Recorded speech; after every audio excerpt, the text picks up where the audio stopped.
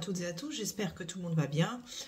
Donc aujourd'hui, comme hier, je continue à lire les comptes rendus d'audience sur Twitter. Là, ça va être de Juliette Campion.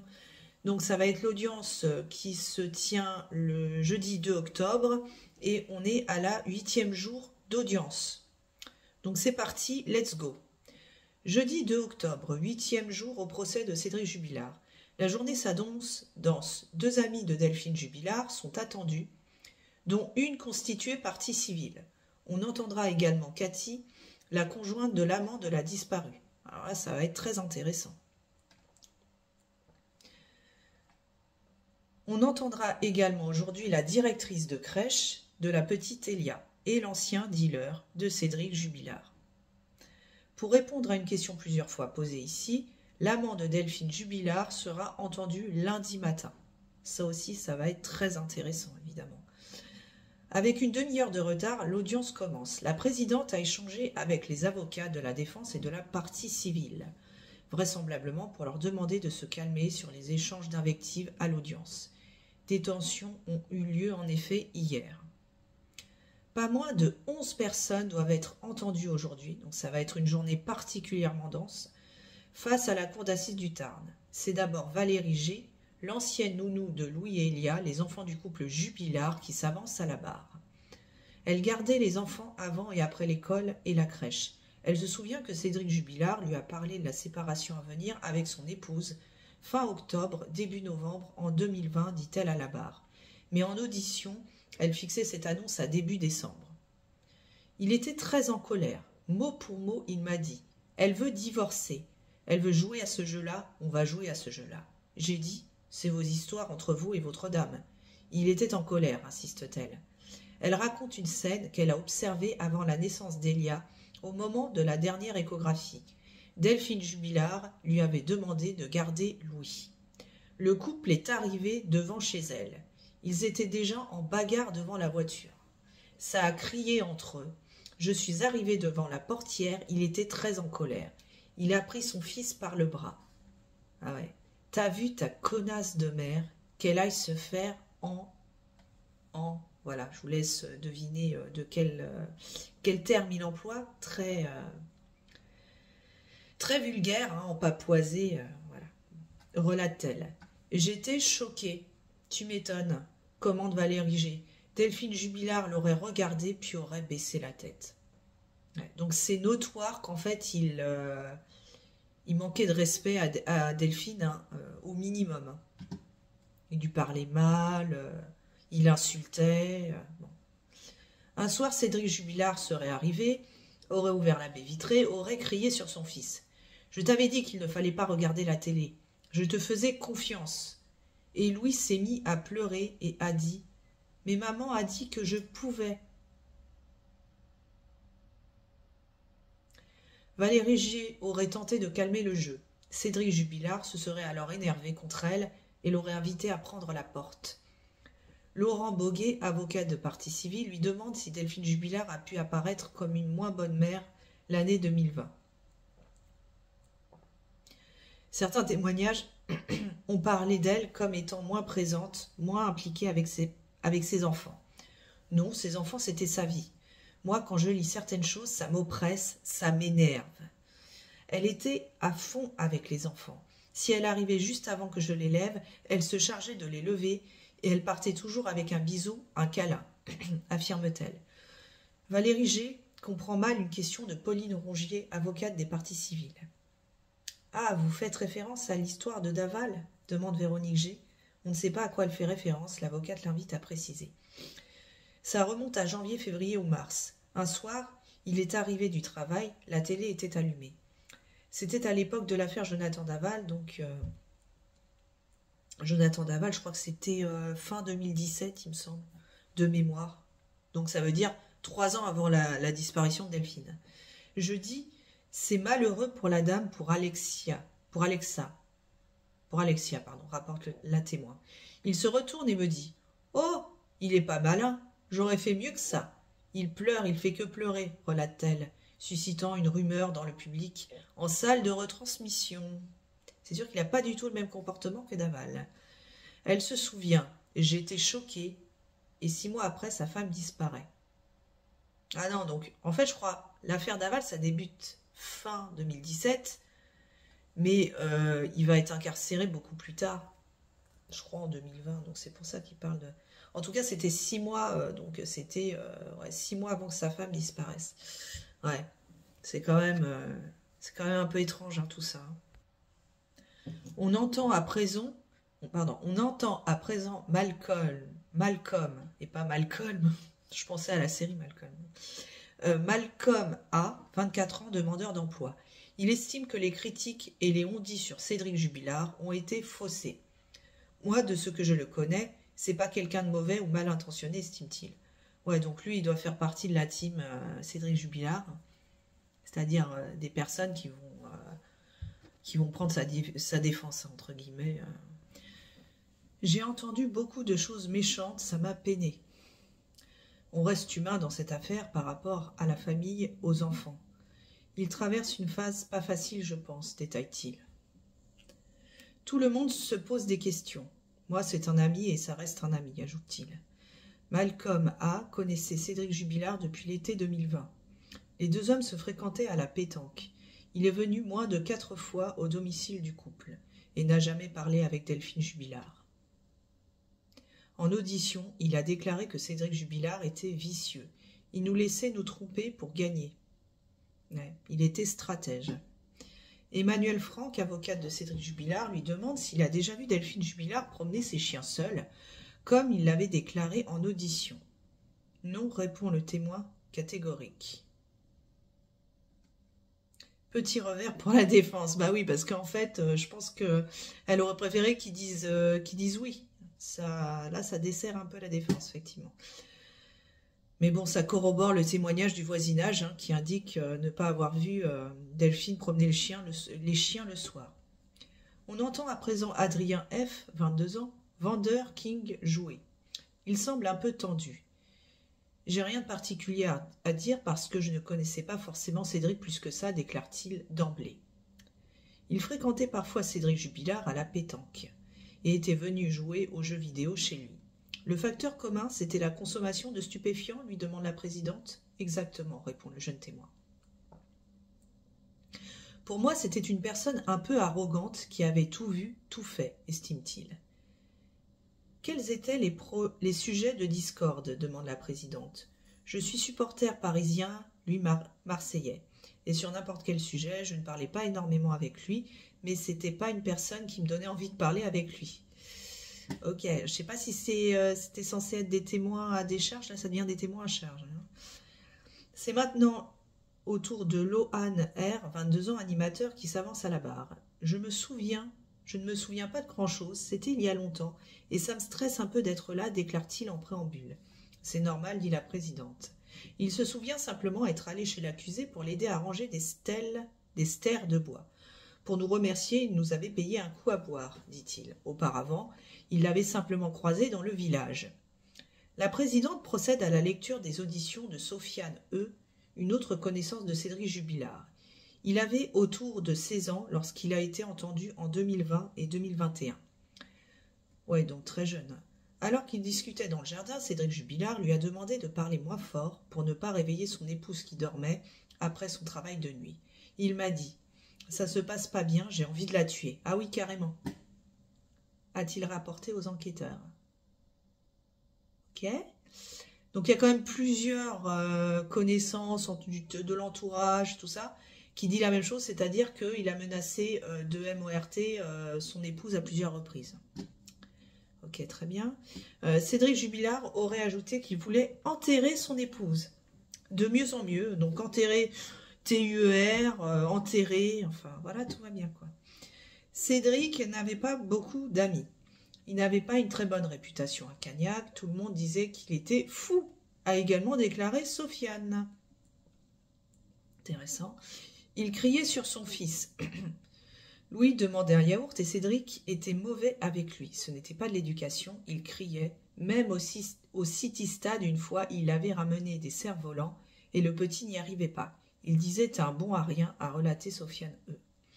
Limite, j'avais l'impression que c'était lui le gamin et que le petit était plus mature, précise l'homme. Il ne voulait jamais que je vienne quand Delphine était là.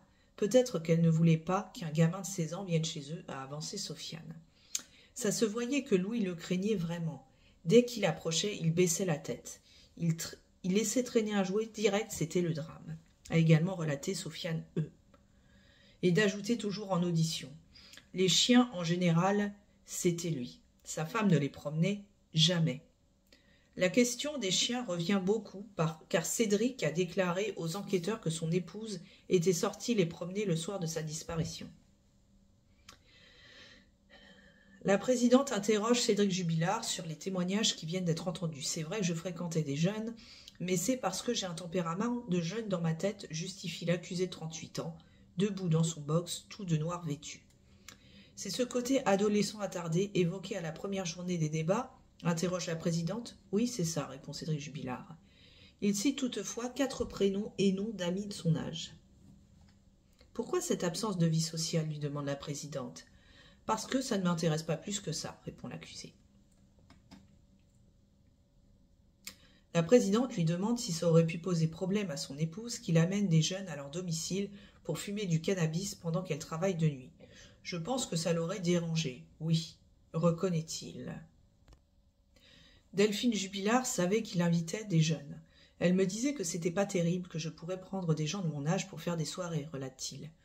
L'avocat général l'interroge sur sa déclaration à Sofiane E., à qui il aurait dit qu'il voulait tuer et enterrer sa femme. L'accusé reconnaît avoir pu dire qu'il voulait la TIER. Je me méfie parce que, en fait, je peux pas dire des termes que YouTube va ensuite me shadowban, donc c'est un peu compliqué d'employer ces termes sur YouTube.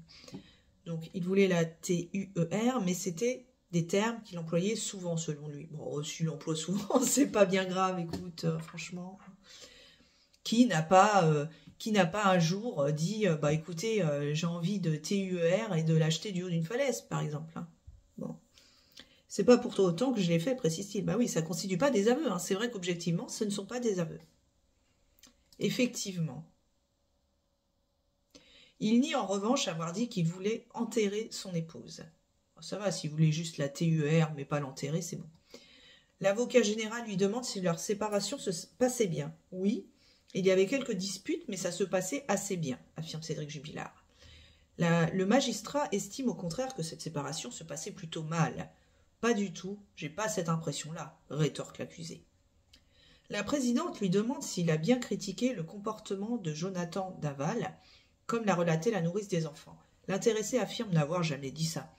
C'est incroyable le nombre de propos tenus par des gens de son entourage qui le côtoient, qui affirment qu'il a tenu tel propos et lui, à chaque fois, dit non, non, j'ai jamais affirmé ça. On n'est pas juste sur une ou deux personnes, hein, on est sur tout un entourage quand même. Bon. Peut-être que tout le monde s'est ligué contre lui. Hein. C'est un complot. Je ne vois pas ce qu'elle ferait devant la télé avec mes enfants, ajoute-t-il. Donc c'est une invention, elle ment. Comme beaucoup de gens mentent à la barre. Pourquoi ces gens mentiraient, lui demande Mourad Batik.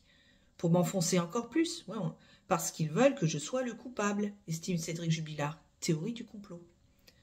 On a vu des gens mesurés. Quand ils ne savent pas, ils disent « je ne sais pas ». On n'a pas le sentiment de voir des gens très accablants, considère l'avocat des parties civiles. Cédric Jubilard. Mais leurs déclarations sont variables, Mourad Batik. Et vous, vous auriez une raison de mentir ? Cédric Jubilard, non. Mourad Batik, est-ce que ça ne vous éloignerait pas de l'homicide de Delphine Jubilard? Cédric Jubilard, non. Après une pause d'audience, on entend à présent Amélie M, 35 ans, vendeuse en boulangerie. J'ai rencontré Cédric et Delphine en 2018. J'étais à l'association des parents d'élèves. S'en est suivi un lien d'amitié avec Delphine surtout, plus qu'avec Cédric, précise-t-elle.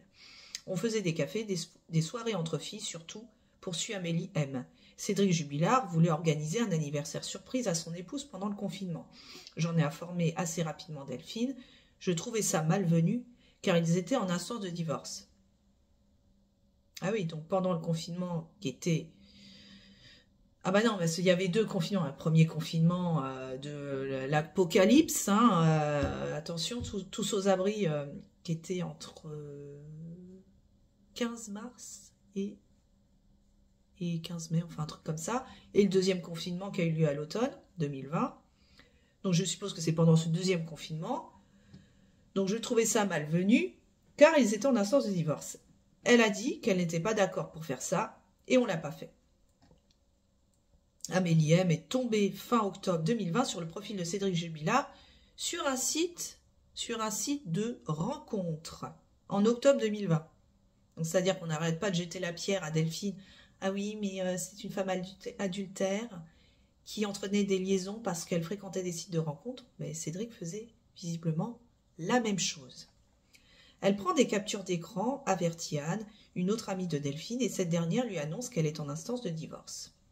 Un échange de messages a lieu entre Amélie M et Cédric Jubilard quand elle découvre son profil. Il lui demande de ne rien dire à son épouse. « Ça va être compliqué de ne rien dire, tu sais, Delph est mon amie, lui répond-elle. Il répond « Elle m'a demandé le divorce, et du coup je voudrais la rendre jalouse, car en vrai, c'est elle que j'aime et que je veux. » Et d'ajouter « Je vais suspendre mon compte, car je ne veux pas la perdre pour de bon, pour une connerie. » Amélie rétorque « Ce n'est pas en la rendant jalouse que tu la récupéreras. Je pense que pour le coup, tu t'enfonces plus qu'autre chose. » Laurent Boguet, avocat des parties civiles, note une contradiction chez l'accusé qui prétendait vouloir rendre jalouse son épouse en s'inscrivant sur un site de rencontre tout en demandant à Amélie M de ne pas lui en parler. « Il faut bien qu'elle l'apprenne, sinon il ne la rendra jamais jalouse, relève l'avocat. « Oui, je suis d'accord avec vous, répond Amélie M. Laurent Boguet lui demande quelle était l'attitude de Cédric Jubilard pendant la procédure de divorce. Il ne voulait pas divorcer. Il s'accrochait encore à Delphine alors qu'elle était déjà partie. Il ne lâchait rien. Il devait vivre ça comme un échec, estime-t-elle. Quand elle disparaît, que pensez-vous ? Je me dis qu'elle a pu partir se balader, même si c'est bête de penser ça. Cédric vous écrit dans la nuit. Il demande votre numéro pour le donner aux gendarmes. La présidente note. Il dit qu'il ne sait pas où elle est. Vous lui donnez votre numéro en disant « Elle a pu partir marcher pour se vider l'esprit, je pense qu'elle va bien. » Il répond « J'espère, je ne sais pas ce que je vais devenir sinon. » Ouais, donc en fait, il s'inquiète très rapidement, contrairement à elle qui voilà, qui pense simplement qu'elle est partie prendre l'air. C'est ce qui paraît le plus logique. Voilà, ça fait 20 minutes qu'il se rend compte qu'elle a disparu. C'est quand même bizarre de s'inquiéter aussi rapidement. Enfin, ça reste que mon avis. Hein, voilà.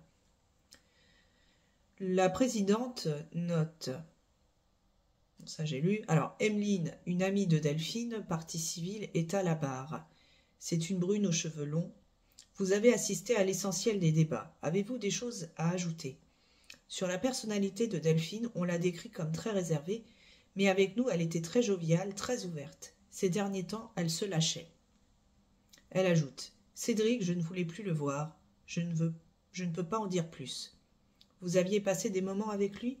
Oui, mais il y a eu des accrochages entre lui et moi, alors je ne voulais plus le voir. » Emeline B n'avait pas de bonne relation avec Cédric Jubilard.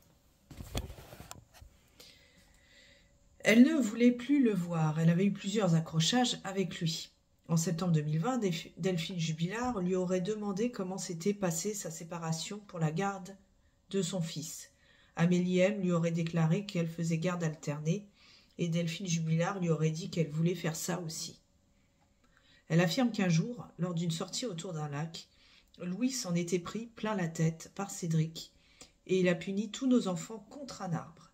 Il leur a demandé de se mettre à genoux pendant un petit moment, relate-t-elle.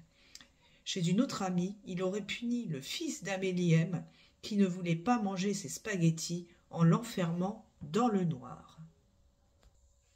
Et après la nuit de la disparition, déjà durant la nuit, on a eu le droit à un message à 4 heures du matin. Le lendemain, je l'ai croisé le 17, je lui ai dit « On est d'accord, elle ne sortait jamais les chiens. » Il m'a dit qu'il était d'accord avec ça. Il se contredit alors, hein, parce que Alain, il dit oui, comme elle travaillait de nuit, des fois elle faisait des petites promenades la nuit, elle sortait les chiens, et puis à d'autres, il dit non, effectivement, elle sortait pas les chiens, il faudrait peut-être accorder ses violons. Elle poursuit, puis il y a eu la grande battue, où il a voulu venir dans notre groupe. J'ai voulu mettre ma rancœur de côté, mais plus ça allait, plus j'ai vu qu'il se contredisait. Son comportement était étrange. Plus tard, j'ai cherché avec lui. Nous étions allés dans un cimetière. Il disait qu'il ne connaissait pas, alors qu'en arrivant, il connaissait les lieux, et il disait qu'il connaissait très bien les joints de tombe. Sacré humour, hein, Cédric Jubilard. Humour macabre, qu'on pourrait qualifier d'humour macabre, humour noir, très noir. Je sais pas si c'est forcément adapté à la situation quand tu es censé chercher ta femme qui a disparu, hein, mais bon. Maître Franck, en mai 2021, l'amant de Delphine est sous écoute. Il parle d'une visite de votre part dans le magasin où il travaille.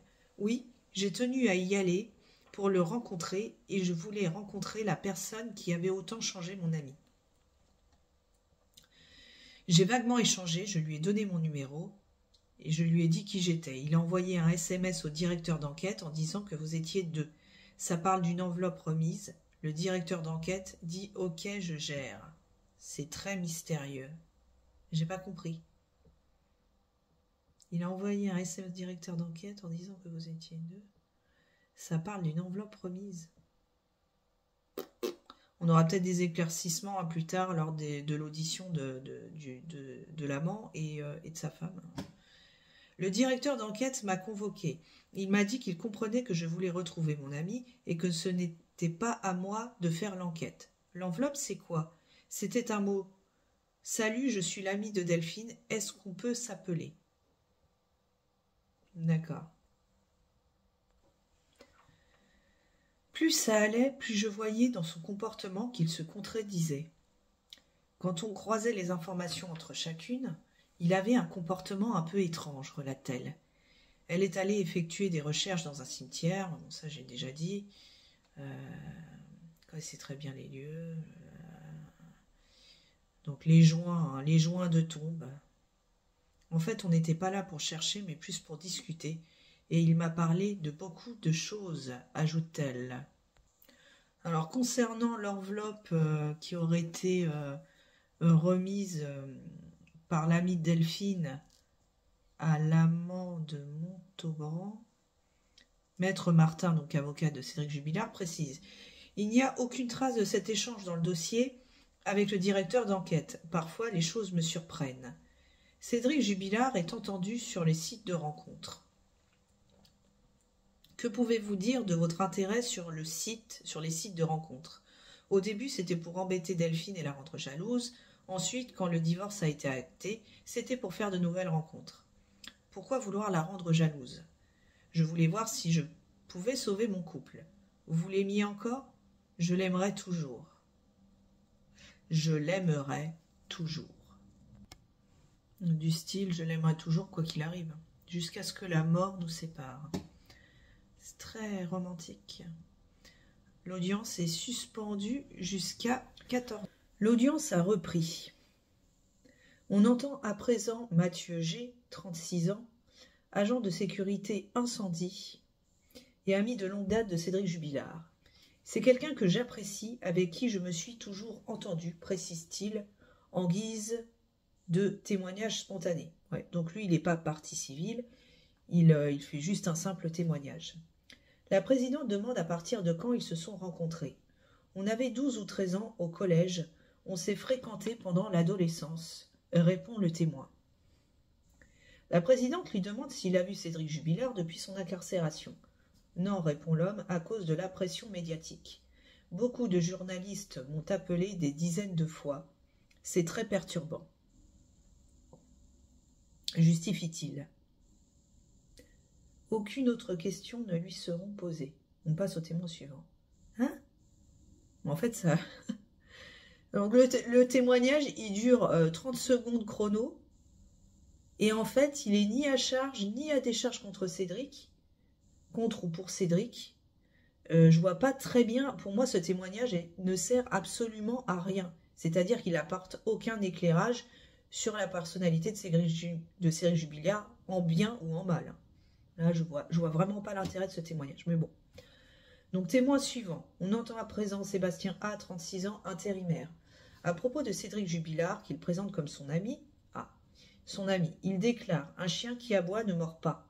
Le jugé coupable, pour l'instant, on ne sait pas. Je ne trouve pas ça très rationnel. » tranche-t-il d'une voix grave. Donc lui, il est plus pour Team Cédric, hein, on va dire. La présidente peine à comprendre depuis quand il connaît le couple Jubilard. Il ne connaissait en fait Cédric et Delphine que depuis quelques mois avant la disparition de la victime. Ah oui, oui, c'était pas un ami de longue date, on va dire. Hein. Il vendait du cannabis. Ah oui, d'accord. Il vendait du cannabis à l'accusé, mais le lien évolue au-delà. On se retrouvait boire des verres, on se voyait avec les enfants quand Delphine travaillait, on mangeait aussi ensemble, une relation banale. Ah mais c'est pas lui en fait le dealer là? C'était pas son dealer attitré? Je crois que c'est lui. Parce au début de la journée, il disait qu'il y aurait le témoignage du dealer. Bah, je crois que c'est lui en fait. Il précise qu'il vendait 5 grammes, voire 10 grammes par mois à Cédric Jubilard.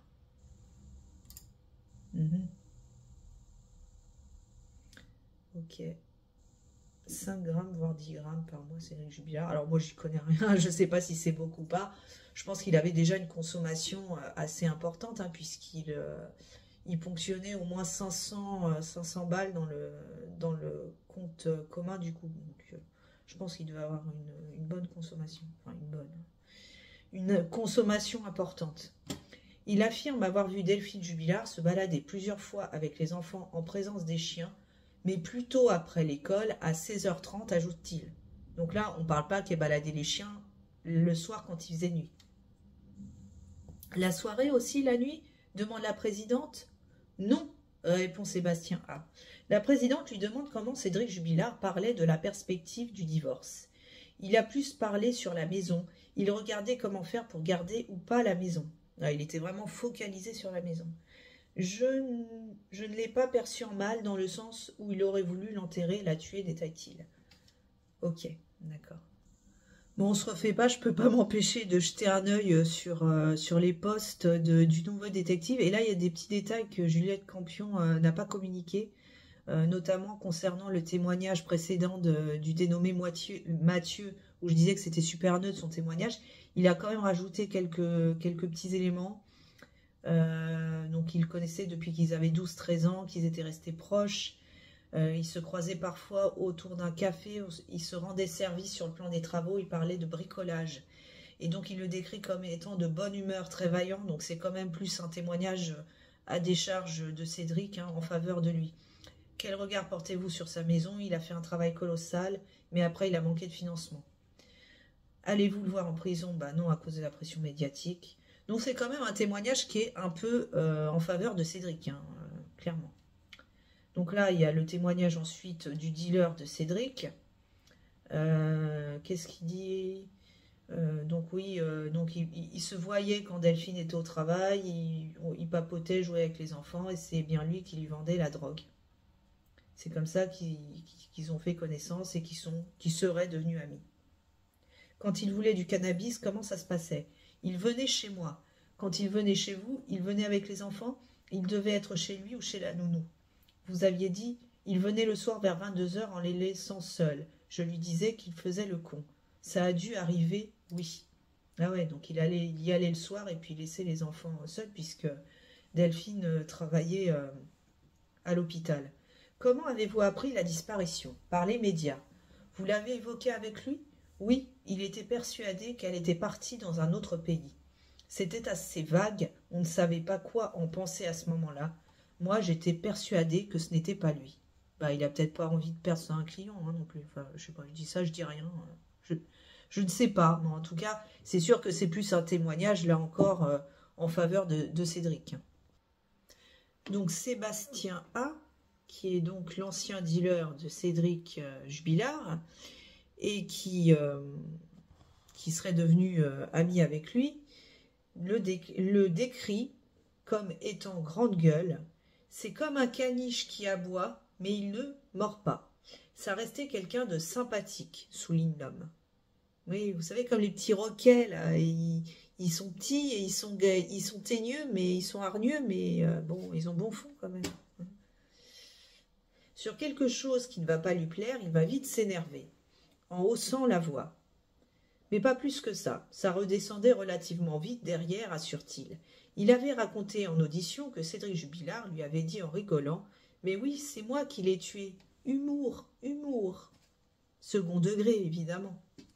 La manière dont il l'a dit, j'ai compris que c'était pas lui, déclare Sébastien A à la barre. Laurent Boguet, avocat de partie civile, lit les propos que le témoin avait tenus en audition à l'époque. Son ton narquois, voire supérieur, quand il me disait que je l'ai tué, j'étais tenté de me dire qu'il y était pour quelque chose. Ah oui, donc là, il fait un revirement dans son opinion, puisque à l'époque, il pensait que ça pouvait bien être lui. Une avocate de partie civile cite encore son audition. Selon lui, Cédric Jubilard pouvait dire à Delphine qu'elle faisait chier, lui casser les couilles, qu'elle était une connasse, que s'il n'était pas là, elle ne ferait rien de sa vie. Sympa, hein, l'ambiance. Alors maintenant, il y a Maître Martin qui intervient en défense. Les uns et les autres essayent de vous dire des choses alors que vous êtes spontané. Vous dites que c'est votre ami, qu'il est grande gueule et impulsif, mais pas méchant, oui. Il s'interrogeait vraiment de la disparition de Delphine et souffrait d'être suspecté? Oui. L'affaire Daval venait de se terminer, il y a eu un quiproquo, il se sentait jugé. Maître Franck, votre parcours dans ce dossier n'est pas inintéressant. Vous êtes auditionné 1 an après, en décembre 2021. Oui, je partais au travail, la gendarmerie m'a appelé, ils m'ont dit de venir, que je n'avais pas le choix, sinon ils viendraient me chercher. Vous avez été suspecté dans cette affaire. Pourquoi? En ayant mon enfant à l'école, une maman est venue me voir et m'a dit « Soi-disant, c'est toi qui aurais aidé Cédric à cacher le corps. Dans le lac de Cap-Découverte, soi-disant, je l'aurais jeté avec des menottes. » Ah, alors ça, j'avais jamais entendu parler de ce détail-là, que lui était suspecté de l'avoir aidé à jeter le corps dans un lac, apparemment. Cap-Découverte, qui est apparemment une aire de loisirs à Cagnac-les-Mines. Ok, donc bon, il aurait été suspecté apparemment. Donc l'avocate de la défense, une avocate des parties civiles cite encore l'audition que Sébastien avait faite à l'époque et poursuit lorsqu'il parlait de Cédric. Il était méprisant verbalement, il était méchant. Il avait affirmé devant les enquêteurs que Delphine était différente quand il n'était pas là. Elle était plus joviale, et un jour, devant plusieurs personnes, il lui a dit « Ferme ta gueule, tu me saoules ». Sébastien a été un temps suspecté, donc ça j'ai déjà dit, avoir transporté le corps de Delphine Jubilard donc dans le lac, dans un lac à proximité de Cagnac-les-Mines, hein, dans une aire de loisirs. Les enquêteurs avaient effectué des prélèvements dans sa voiture et il affirme n'avoir toujours pas récupéré son véhicule et avoir dû en racheter un. Mais cette histoire de véhicule, ça me parle. Je me demande si c'était pas... Parce qu'il y avait une histoire comme ça, on se demandait en fait si, je mets toujours du conditionnel, Cédric s'était débarrassé du corps de Delphine. Certains s'étaient dit mais c'est pas possible, il n'a pas pu la transporter dans la 207 parce que c'est une voiture citadine, en plus il n'y a aucune trace de boue ni quoi que ce soit, et certains avaient suspecté qu'il aurait utilisé la camionnette, alors je sais pas, d'un voisin apparemment qui habite dans la résidence et qui avait l'habitude de ne pas verrouiller ses portières. Mais je sais pas s'il s'agit de lui du coup, s'il s'agit de l'utilitaire de cette personne ou si c'est encore autre chose, j'en sais rien. Je continue. Il affirme qu'un gendarme lui a dit « Il va falloir que la mémoire vous revienne. J'avais rien à me reprocher, mais la presse m'a harcelé, déplore-t-il. » Ah ben voilà, je crois que j'ai la réponse à ma question, parce que je slalom encore. Je m'étais promis de ne pas le faire sur ce compte-rendu, mais je ne peux pas m'en empêcher. Je suis allée voir les tweets du nouveau détective, et je crois qu'il y a une réponse là-dessus, justement. C'est un co-détenu de Cédric qui dit avoir eu des aveux et parle d'une voiture blanche. On va chercher qui dans l'entourage de Cédric a une voiture blanche et ça tombe sur vous. On fait les recherches dans votre voiture et rien n'est trouvé. Oui, mais je ne sais pas s'il s'agit de l'utilitaire dont on avait entendu parler. C'était un voisin qui avait une espèce de camionnette et du coup, certains s'étaient dit il a peut-être pu utiliser la camionnette avec sa complicité ou pas du voisin en question, mais apparemment les portières n'étaient pas verrouillées. Donc je ne sais pas si c'était cette personne. Pour les gendarmes, j'étais impliquée. Je suis restée 8 heures devant ma voiture à les regarder fouiller. Les gendarmes me disaient il va falloir de la mémoire. On me suspectait de l'avoir aidé, Depuis la presse me harcèle, ma voiture ne m'a jamais été rendue. Emmanuel Franck, avocat de la défense, observe « 1 an après la disparition de Delphine, les gendarmes en sont encore à imaginer que le corps de Delphine a pu être transporté dans votre voiture. » Voilà.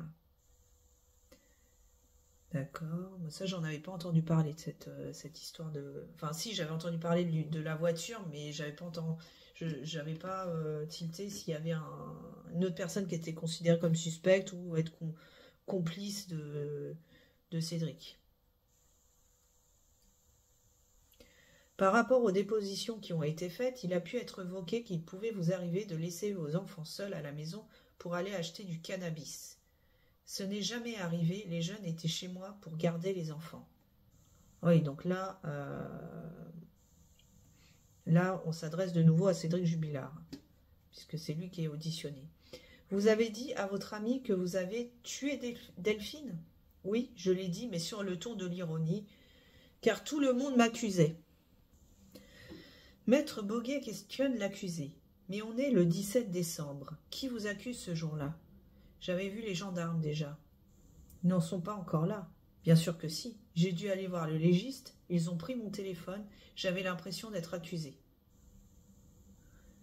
Les gendarmes vous laissent repartir le 16 au soir et le 17, vous avez besoin de Chichon et vous dites que c'est vous qui l'aviez tué. Ce n'est pas très adapté. Je n'ai jamais dit que c'était un comportement intelligent. Bah non, évidemment. Cédric Jubilard ajoute « Qu'est-ce que vous voulez que je vous dise de plus? Je n'ai pas tué Delphine, c'est une certitude. » Et d'ailleurs, je reviens sur l'épisode du légiste quand il dit « J'ai dû aller voir le légiste ». C'est intéressant ça. Il est allé voir le légiste parce que bien évidemment que dès le début il fait office de suspect comme dans toutes ces affaires là, puisqu'on sait que dans la plupart des cas, j'ai dit la plupart des cas, ne faites pas dire ce que j'ai pas dit, on sait que c'est un proche qui fait le coup quoi. Et donc il a été examiné par un médecin légiste et figurez-vous qu'il a il avait détecté, alors j'ai lu cet article, ils avaient trouvé, je crois, une égratignure ou une espèce de griffure sur l'avant-bras et au niveau du torse. Sauf qu'apparemment, enfin c'est ce que l'article de journal laissait entendre, le médecin légiste n'avait pas fait vraiment son boulot parce qu'il n'avait pas pris de cliché photographique et il n'avait pas daté, en fait il n'avait pas daté de quand...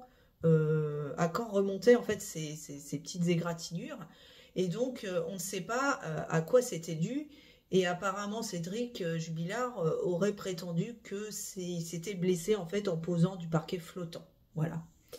Mais c'est intéressant, j'espère qu'ils reviendront d'ailleurs sur cet épisode de cet examen par le médecin légiste parce que pour le coup on est incapable de savoir par quoi a pu être déterminées ces micro-blessures.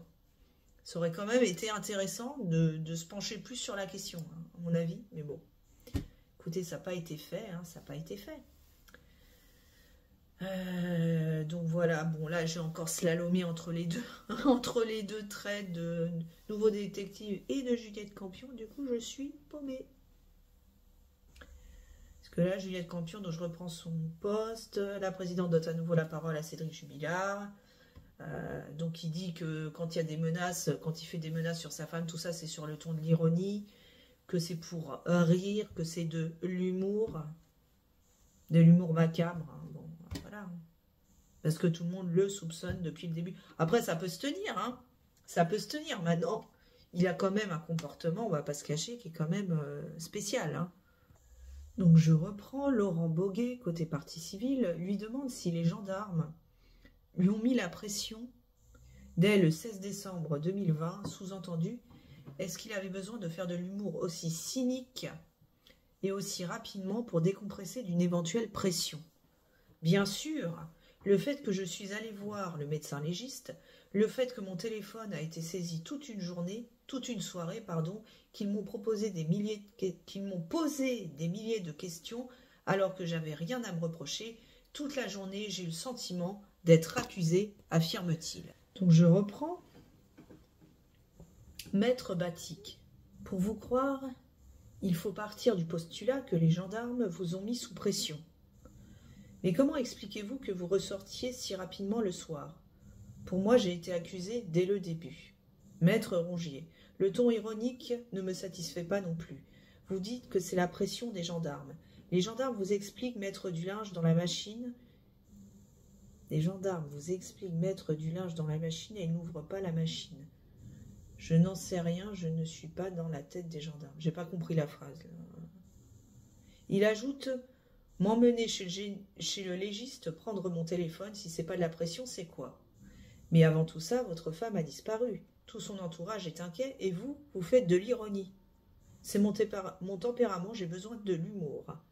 Maître Pressec, vous êtes entendu de 9h10 à 10h15. Oui, après il y a eu de la fouille à la maison. Vous êtes entendu 1h l'après-midi. Ensuite, on m'a envoyé chez le légiste et j'ai été entendu hors procès-verbal. Dès que j'allais fumer une cigarette, on me suivait. Donc, petite parenthèse, la maison a été fouillée dès le 16 décembre. Donc, impossible que le corps de Delphine soit resté à l'intérieur de la maison. Parenthèse refermée, donc je reprends. Maître Martin en défense, depuis 4h du matin, vous êtes avec les gendarmes. Ça dure jusqu'à quelle heure? 23h30. Vous vous sentez suspecté? J'en suis certain. Alors, vous arrivez chez votre ami, vous ironisez. Il n'y a pas d'aveu? Non. La directrice de la crèche de Cagnac est maintenant entendue. Ah, j'ai oublié l'intervention de maître Alexandre Martin, avocat de l'accusé, qui reprend le micro et qui s'adresse directement à son client. « Oui, Cédric, c'est compliqué de faire face à la mauvaise foi, observe-t-il. »« Tout à fait, répond son client, ce qui suscite des éclats de rire en salle de retransmission. »« Tu m'étonnes. » Donc maintenant, on va entendre la directrice de la crèche de Cagnac. Je me souviens que j'avais la plus petite en charge à la crèche, j'avais beaucoup à faire à la maman. J'ai pu remarquer chez elle des changements de comportement. Le jour de la disparition, je me souviens avoir vu Cédric Jubilard qui m'a dit que la petite ne viendrait pas à la crèche car sa maman avait disparu. Je lui ai répondu « C'est un peu tôt pour dire disparu, vous allez peut-être la retrouver dans la journée. » À la fin, il y a eu une dégradation. Une fois, la petite est venue dans une poussette mouillée, il faisait froid. La petite n'était parfois pas changée ou avait des vêtements trop petits. La maman avait l'air un peu déboussolée. Ah, et le papa, il n'avait pas l'air déboussolé, je sais pas. Après, peu de temps avant sa disparition, elle semblait avoir plus d'entrain. J'imagine qu'elle parle de Delphine. Il y avait des nouveaux vêtements pour la petite, mais il y avait eu une période difficile. Après la disparition, c'était compliqué car selon les propos d'Elia, n'avait pas besoin de suivi psy. Puis une nouvelle compagne est apparue. Ah oui, une nouvelle compagne. Pour s'occuper d'elle, Elia la considérait un peu comme la maman. Il y avait des choses comme ça. Ah bah, elle doit sûrement faire allusion à la première compagne de Cédric après la disparition de Delphine. Je crois que c'est une certaine Séverine. Donc apparemment, elle allait la chercher aussi à l'école. L'avocat général demande « Vous avez dit que Cédric Jubilard était un menteur pathologique. À la suite de la disparition, on a eu des impayés. Il a dit qu'il n'aurait pas de difficulté à saisir les médias pour dire qu'il était harcelé alors qu'il avait perdu sa femme. » D'accord. Donc le chasseur, c'est un certain Sébastien G, qui est mécanicien à Albi. Enfin, il est présenté comme étant un chasseur dans le tweet du nouveau détective. Je ne sais pas si c'est la même personne, je suis en train de m'emmêler les pinceaux. Bon, bref, là, il y a un Sébastien G, qui est mécanicien à Albi. Donc c'est une lointaine connaissance de Cédric. Il l'appelle le lendemain de la disparition de son épouse et lui propose donc de faire des recherches avec lui.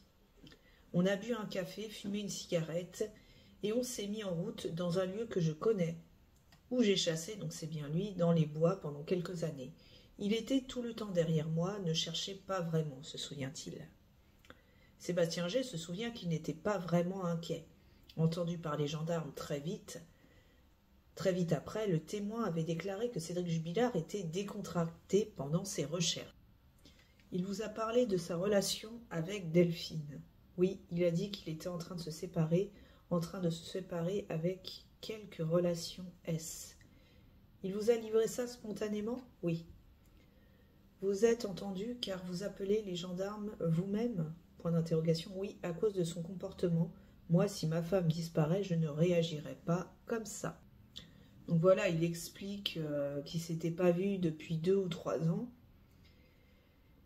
Et donc Cédric lui confie également qu'ils vivent comme des colocataires, mais qu'ils continueraient soi-disant à avoir des relations intimes. Mais il trouve que le comportement de Cédric ne semble pas naturel. Alors, enfin, l'événement le plus attendu de cette journée, c'est l'audition, bien évidemment, de l'épouse de l'amant de Montauban, Cathy M., qui va témoigner à la barre. Elle se trouve face au juré. Il s'agit d'une femme de 33 ans. Elle a les cheveux bruns légèrement bouclés. Elle a une petite voix timide, presque enfantine. Donc en fait, je ne pensais pas qu'elle était aussi jeune. 33 ans, Delphine elle devrait avoir 37 ans, Cédric a 38. Alors je ne sais pas quel âge a l'amant de Montauban, mais en tout cas, elle est relativement... elle est encore jeune. Je ne sais pas pourquoi dans ma tête je la voyais plus âgée. Donc je continue. Je suis assez mal à l'aise car je ne sais rien, mais vraiment rien, sur ce qu'il s'est passé quant à l'accusation de M. Jubilard. Vous connaissez M. Jubilard ou sa famille? Non. La présidente l'aide à parler, lui demande d'expliquer pourquoi elle est là. Je suis l'ex-compagne.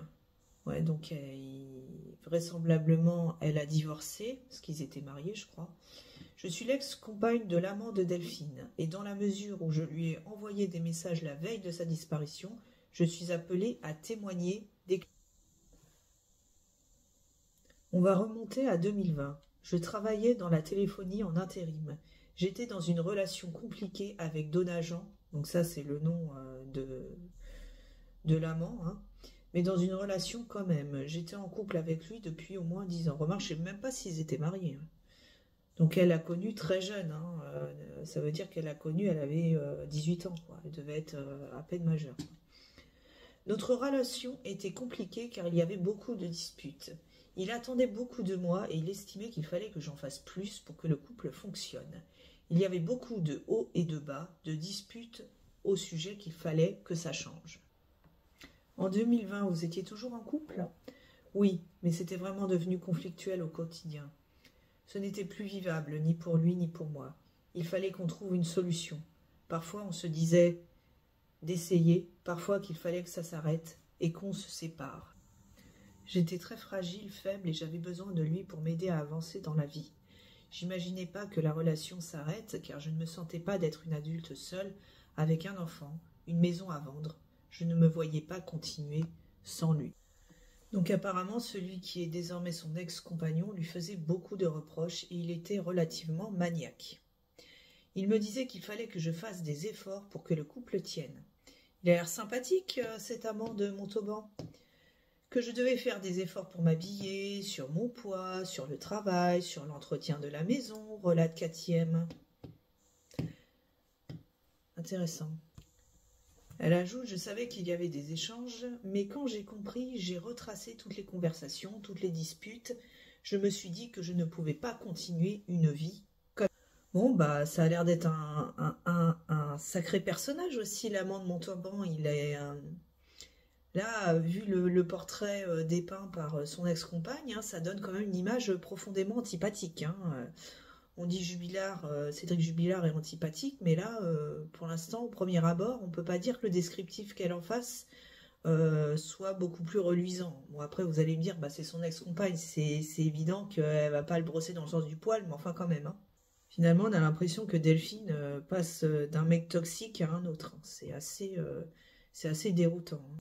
Donc en fait, elle commençait à avoir des soupçons, et c'est un soir le 12 décembre 2020, elle regarde le téléphone de son compagnon et découvre qu'il a envoyé un message à une autre femme.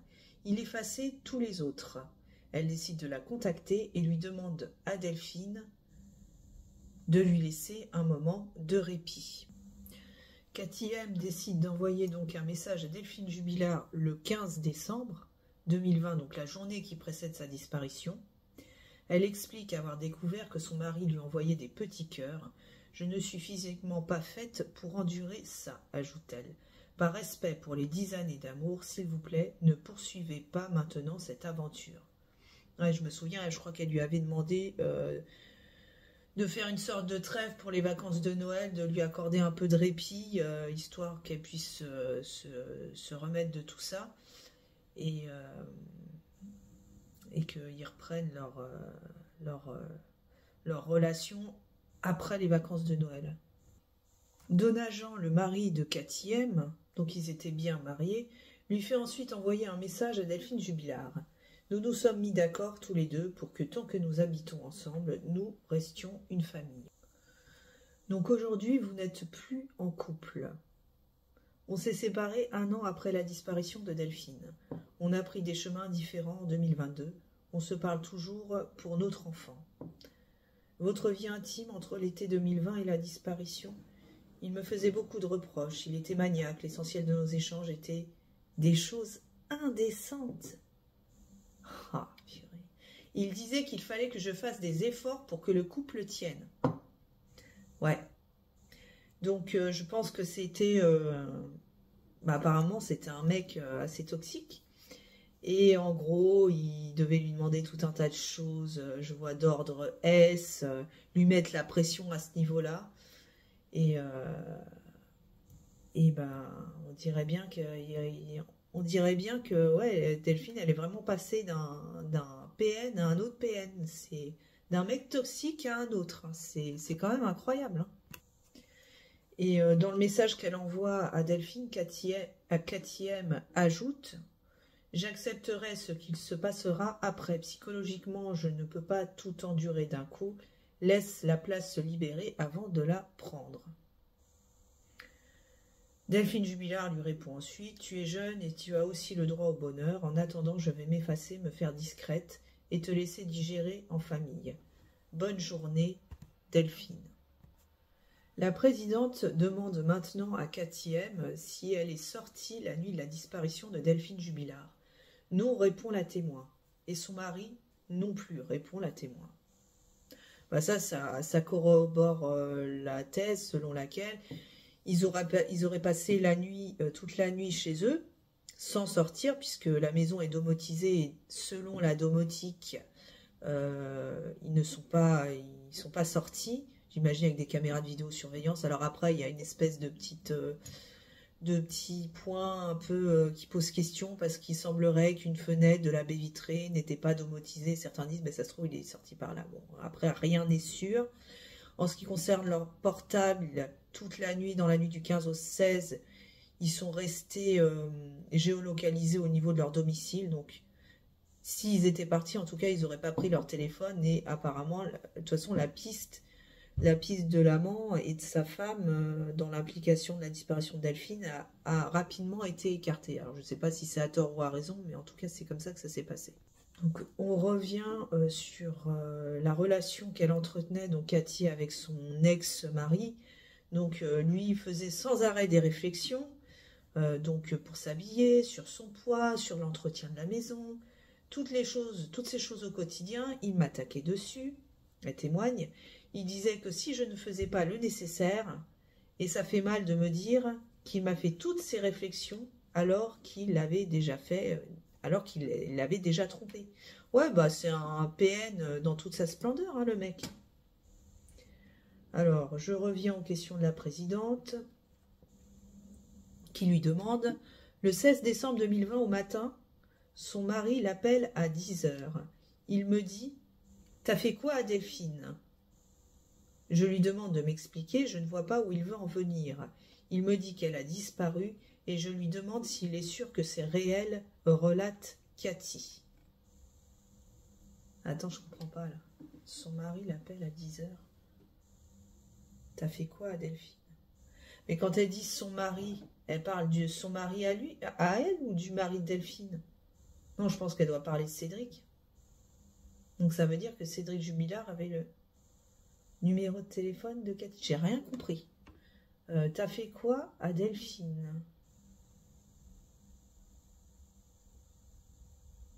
Je sais, j'arrive pas à savoir pour le moment si elle parle euh, de son propre mari à elle ou si c'est Cédric Jubilard qui l'aurait appelé. Mais Cédric, il n'aurait pas son numéro dès le lendemain de la disparition de Delphine. Là, j'avoue, je m'en mêle les pinceaux, là. Donc, elle ajoute Cathy aime parce que de ce que je sais, une personne majeure sans souci de santé en général, on laisse toujours un peu de temps avant que la police fasse des démarches. Ouais, donc c'est bien de Cédric dont elle parle. Mais moi, ce que je comprends pas, c'est comment ça se fait qu'il a le numéro de téléphone de la femme, de l'amant de sa propre femme. Ils se connaissent comment? Ils se connaissent d'où, en fait? Mais il y a un truc qui m'échappe, là. Je sais pas, j'ai loupé un chapitre, je sais pas. Donc la présidente interroge Cathy. Comment avez-vous appris l'existence de Delphine? Il y a eu une première phase où il m'a dit qu'il avait rencontré quelqu'un et qu'il donnait des cours de piano à la maison. J'avais remarqué aussi qu'il avait une attitude étrange avec son téléphone. Il passait plus de temps au garage, dans la baignoire avec son téléphone, alors j'ai décidé de regarder son téléphone alors qu'il dormait. Donc Cathy, toujours en parlant de Cédric Jubilard et du fait qu'il l'appelle le matin de la disparition d'Elphine, je ne sais toujours pas comment il a eu son numéro de téléphone. Donc elle lui dit, est-ce que c'est pas son mari qui a peur de quelque chose et essaye de démêler le vrai du faux en te contactant de manière originale, relate Cathy M à la barre. Non mais ça y est, je viens de comprendre parce qu'à force de slalomer entre les deux postes, je ne comprends plus rien. Quand Cathy M dit le 16 décembre 2020, au matin, son mari l'appelle à 10 heures. Il me dit, t'as fait quoi à Delphine? En fait, c'est Cédric qui appelle l'amant de Delphine à 10 heures. Je crois que c'est ça. Ouais. Il me dit, t'as fait quoi? En s'adressant à l'amant de Delphine, il lui dit, mais t'as fait quoi à Delphine? Et donc Cathy lui demande de lui expliquer car elle ne voit pas où il veut en venir. Là, son mari lui répond qu'elle a disparu. Et Cathy va demander donc à son mari s'il est sûr que c'est réel. Ah oui, donc en fait, il avait le numéro de téléphone de l'amant de Delphine. Mais comment il s'est retrouvé en possession du numéro de téléphone de l'amant de Delphine? C'est ça que je ne comprends pas.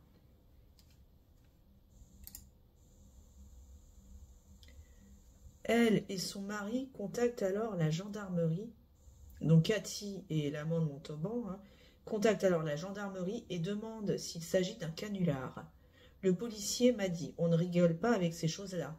Et c'est là qu'on a compris que c'était réel et qu'il y avait vraiment eu quelque chose qui s'était passé, raconte la témoin. Et en parallèle, donc Cathy explique comment elle s'est rendue compte que son mari la trompait. Donc elle fouille son téléphone pendant qu'il dort.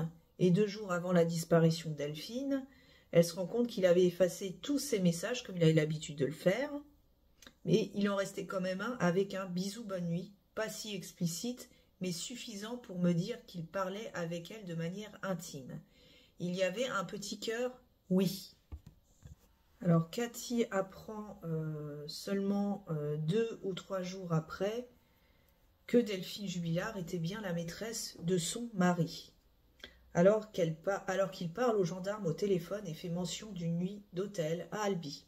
C'est classe.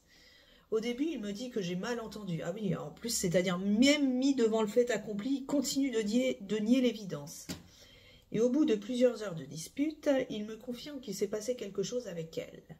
Mais c'est dans les articles que j'ai su que ça durait depuis des mois, relate Cathy M. Alors, cet amant, au début... Enfin, il y a quelque temps de ça, on décrit la relation qu'il entretenait avec Delphine comme étant idyllique. C'est la nouvelle femme de sa vie, ils vont refaire leur vie ensemble, ils vont vivre ensemble, ils vont avoir des enfants ensemble, se marier. Enfin, vraiment, c'était le grand amour.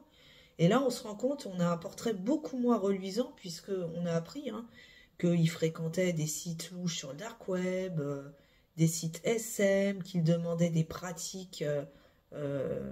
hard, qu'il apparemment en plus, je sais pas depuis quand c'était un marivolage, Mais en même temps qu'il entretenait une liaison avec Delphine, il voyait d'autres personnes en parallèle. Donc on est vraiment loin, loin de l'idée qu'on peut se faire du prince Charles. L'avocat général cite l'audition de Cathy M. face aux gendarmes qui avaient déclaré qu'elle avait le sommeil léger et une oreille attentive. Quand Donna Jean M., son mari, se levait pour aller aux toilettes ou autre, je me réveillais. Mais cette nuit-là, comme par hasard, il ne s'est pas levé. Laurent Decaune, avocat de partie civile, lui demande ce que ça lui fait d'avoir été suspectée. « Ça me met en colère, ça me rend triste, » dit-elle en pleurant. « Parce que moi, je n'ai rien demandé. J'ai toujours cherché la paix, la tranquillité. Je suis une personne qui vit très mal les conflits et qui a juste besoin d'invisibilité, » ajoute-t-elle. Donc ensuite, on va demander à Cathy M. Qu'est-ce qu'elle fait donc du message qu'elle lit en fait sur le portable de son mari, hein, le petit bisou bonne nuit avec un petit cœur. Alors elle répond « Je crois que j'ai enregistré son numéro et que je lui ai envoyé un message à Delphine. Oui, c'est le matin à 10 h. Mais avant de contacter Delphine, avez-vous eu une discussion avec Donna Jean? Non, je ne crois pas. J'ai envoyé un message, Delphine l'a dit à Donna Jean et c'est lui qui est venu à la confrontation. » Alexandre Martin, avocat de la défense, constate que la domotique de la maison de Cathy M. et Donna Jean M. montre que la porte d'entrée s'est ouverte à 20h08, puis de nouveau à 22h11, le 15 décembre 2020. En général, Donna Jean M. sortait pour fumer, soit par le garage, soit par le petit sas. La porte d'entrée amène à une petite véranda, explique-t-elle. Ouais, donc la domotique, en fait, il nous avait dit que, bon, ça montrait qu'ils n'étaient pas sortis. Donc ils sont quand même sortis, enfin lui il est sorti mais vite fait pour fumer sa clope apparemment. Et faut savoir qu'à 20h08 et à 22h11 de toute manière, Delphine était en train de regarder la télé, l'émission Incroyable Talent, enfin en tout cas à 22h11 je crois, avec son fils. Donc voilà. Pour l'instant, enfin, de toute façon, ça a été écarté, cette piste. Après, est-ce qu'ils ont eu raison de l'écarter, hein, j'en sais rien. Hein.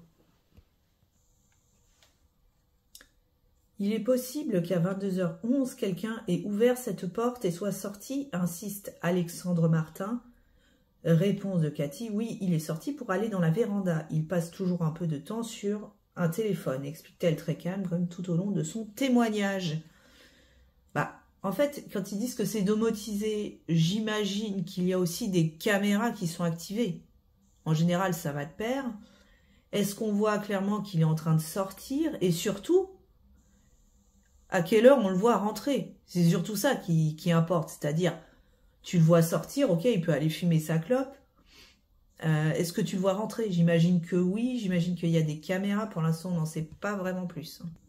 Donc là, je mets de côté la domotique pour revenir sur de quelle manière Cathy commence à contacter Delphine Jubilard. Alors, le 13 décembre, vous lui envoyez un « Bonjour Delphine ». Elle ne répond qu'une demi-heure après par des points d'interrogation, puisque je suppose qu'au début, elle ne doit pas savoir qui c'est. Ensuite, vous lui répondez « Ou Céline, point d'interrogation, ou Hélène, point d'interrogation ». Et ensuite, il n'y a plus de message jusqu'au 15 décembre. Oui, c'était un message d'amorce pour voir si je pouvais entamer la conversation et un petit pic pour lui dire qu'il était capable d'avoir entamé une conversation avec d'autres personnes. Pour lui dire, il parle avec toi, mais probablement avec d'autres, puisque on a appris qu'effectivement, il entretenait plusieurs relations en parallèle de Delphine. Donc Cathy explique qu'au niveau de sa relation avec son ex-mari, Donna Jean,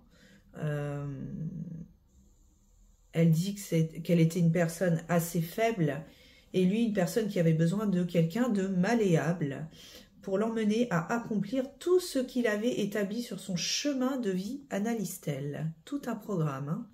Donc il est demandé à Cathy quand est-ce qu'il vous dit qu'elle est infirmière et qu'il lui donne des cours de piano. Pour moi, c'est après que j'ai envoyé le message. il m'a dit, avant de dire pourquoi j'ai fait ça, il m'a dit qui c'était, à savoir sa confidente avec qui il pouvait parler. Alexandre Martin, donc un des avocats de Cédric Jubilard, note qu'elle a dit en audition « Ce qui m'embête le plus, c'est que les gens n'ont pas idée de comment il est », en référence à son mari, l'amant de Montauban.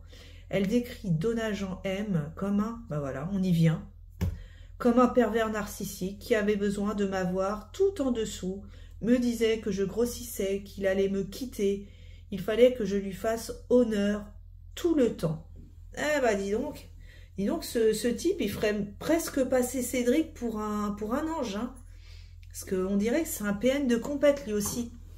J'espère qu'ils ont quand même bien vérifié la piste de la domotique, etc. Et vraiment essayer de voir s'il ne serait pas absenté quelque temps de la maison, parce que ça m'a l'air d'être un sacré numéro lui aussi, hein. Alors, l'avocat de la défense ne comprend pas comment Dona-Jean a pu lui dire le 16 décembre 2020. T'as fait quoi à Delphine? Bah ça y est, je comprends rien. Je sais pas qui parle à qui en fait. Là, ah non, mais donc c'est bien lui.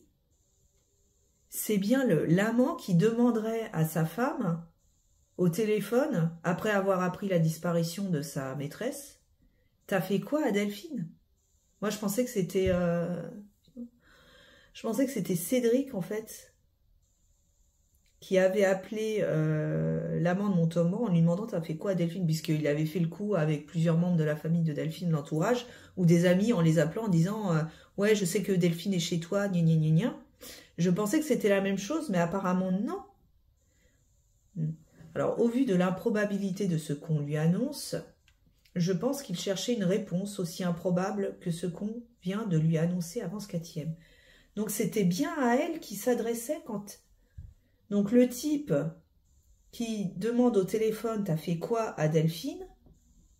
En fait, c'est Dona-Jean M qui demande à sa propre femme « Qu'est-ce que t'as fait à Delphine ?» Du style il y a quelques jours, t'as appris que je te trompais, t'es allé te venger, quoi. Ouais, purée. Eh ben, écoutez, moi, je vous prédis que Cédric Jubilard, c'est vraiment pas sûr, mais vraiment pas sûr qu'il soit accusé. Il y a de grandes chances qu'il soit acquitté. Parce que là, franchement, le couple, il est pas net, mais alors pas net du tout.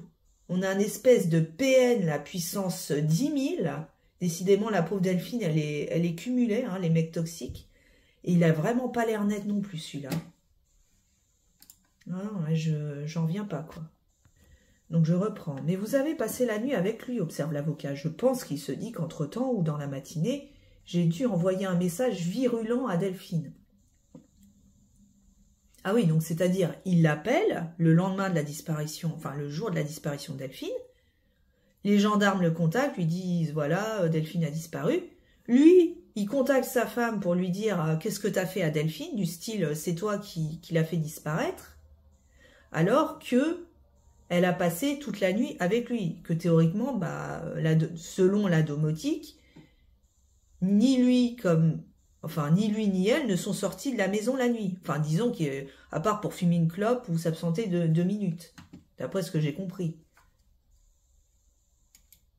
Et bien que ce soit cet état de fait, je pense qu'il se dit qu'entre-temps, j'ai dû envoyer un message virulent à Delphine. Ah oui, donc en fait, elle explique que même si... il sait qu'elle a passé toute la nuit avec lui et que donc, techniquement, ça peut pas être elle la responsable de la disparition de Delphine. Il se dit qu'elle a peut-être, elle lui a peut-être envoyé des messages virulents, voilà, agressifs et tout ça, dans la matinée, ce qui fait que Delphine aurait pris l'air pour... Enfin, peut-être aurait voulu se prendre l'air et partir quelques heures, mais pas dans l'optique d'une disparition définitive. Ouais. Donc, question à 4e. Le 15 décembre, à 13h08, vous envoyez un message à Delphine. Pourquoi? On était sur une période extrêmement tendue. On se levait, on se couchait dans une ambiance très tendue. Parfois, un petit mot fait que ça redémarre. À un moment donné, il fallait que je pose les choses. » Donc Emmanuel Franck, avocat de la défense, observe qu'elle a parlé en audition d'un acharnement de son compagnon pendant une dispute. L'avocate note qu'elle écrit à une amie le 14 décembre 2020 à 23h03. « Je me suis disputée avec Donajan et j'ai explosé. Je ne sais pas si je vais réussir à habiter avec lui. Et ensuite, je crois qu'avant, je me serais suicidée. C'est trop dur d'espérer une fin de ce cauchemar. » Alors, il y a une autre, je ne sais pas si c'est un avocat ou la présidente qui interroge Cathy M. concernant le message qu'elle envoie à Delphine le 15 décembre à 13h08. Elle lui demande quel est votre objectif en envoyant ce message. « Je voulais montrer que la situation me faisait souffrir, qu'il reste avec moi ou qu'on se sépare. Moi, je voulais juste qu'on me laisse un moment de répit. J'étais débordée à ce moment-là. » Vous écrivez « Bonjour, sachez que vivre couché avec une personne qu'on aime est très difficile. C'est inhumain. Je ne suis pas mentalement faite pour endurer ça. Par respect pour nos 10 années d'amour, laisse-nous le temps. » Vous envoyez un autre message 45 minutes après à 13h53. Message demandé par Donna. Ça veut dire quoi? Je commence mon message comme ça car je me suis encore disputée. On s'est mis d'accord sur un fonctionnement qu'on partageait à 3. Nous nous sommes mis d'accord que tant que nous vivrions ensemble, nous resterions une famille. Laisse la place libérée avant de la prendre. Ça a déjà été dit. Qu'avez-vous fait après ces messages? Je ne me souviens pas. On est resté sur une ambiance pesante et conflictuelle. Elle finit par vous répondre « Bonjour Cathy, je me plierai à ta requête. Faites les choses au mieux pour Alessio. Donna m'a toujours parlé de toi avec estime. » Ah bon? Bon, on dirait pas vu comment il la traite. Hein. Tu es jeune, tu as le droit aussi au bonheur. Peut-être qu'il manipulait aussi Delphine. En attendant, je vais m'effacer, me faire discrète et te laisser en famille. Vous percevez ça comment? Je le trouve malgré tout bienveillant. Pour vous, elle est toujours une confidente. Vous ne la percevez pas comme une maîtresse. Donc ensuite, on a Emmanuel Franck qui la réinterroge sur la phrase qu'elle a déclarée en audition sur Donajan. Les gens n'ont pas idée de comment il est. Oui, c'est vrai que c'est une phrase qui laisse assez perplexe. Donna, c'est une personne qui a vraiment envie de bien paraître. Il s'entend avec tout le monde, il a une très belle apparence. Et malgré tout ça, derrière, dans la vie personnelle, si moi je ne suis pas à la hauteur de ça, de lui, il me le reprochait. Ah bah oui, on est typiquement sur un espèce de mec abusif qui se montre toujours à l'extérieur sous son meilleur jour, qui est affable, facile d'accès, avec qui on peut communiquer facilement, etc., qui a une belle apparence. Et puis quand tu creuses un peu, tu grattes le vernis, derrière c'est beaucoup moins reluisant. L'avocat général rappelle que Cathy M a été auditionnée 4 fois. L'avocat de Cédric Jubilard, Alexandre Martin, dit 3 fois et la présidente conclut « c'est 5 fois ». C'est pas qui dit mieux, hein, 3, 4, 5, à juger. Donc on revient sur la soirée du 15 décembre 2020 où donc Cathy M a envoyé des messages à Delphine. Donc on lui demande comment s'est passé le reste de la soirée.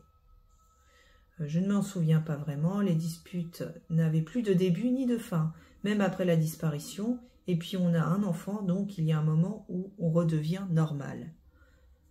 Vous souvenez-vous de ce que vous avez dit dans la soirée du 15 au 16? De ce que vous avez fait dans la soirée du 15 au 16? Rien, c'était une soirée classique.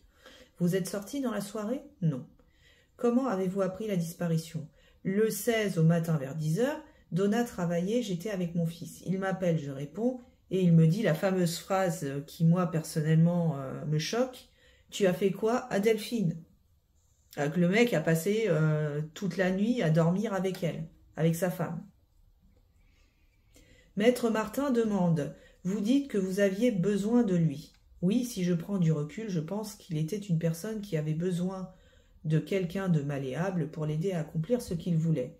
Je ne rentrais pas dans ses critères et il me le faisait savoir.